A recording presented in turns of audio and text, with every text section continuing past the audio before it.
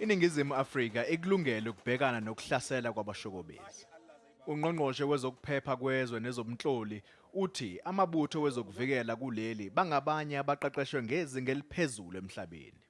Remember the issues of the Buremark because of our intelligence capability and the terror that prior to the elections in 1994 we're experiencing.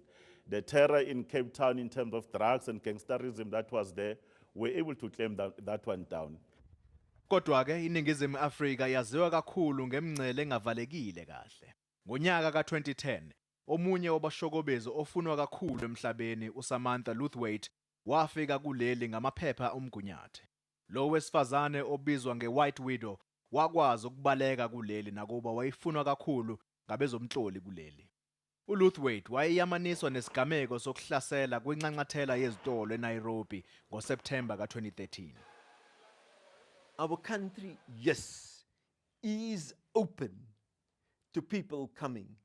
But this openness to those elements, it is used as a place of planning and getting together and recovering and thinking ahead of action in other countries.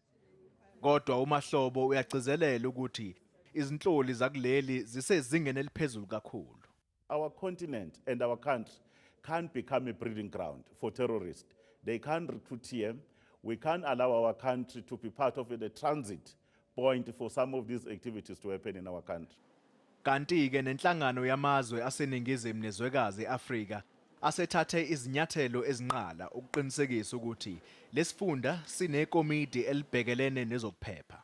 Ngimxoli Mkambi, eGoli.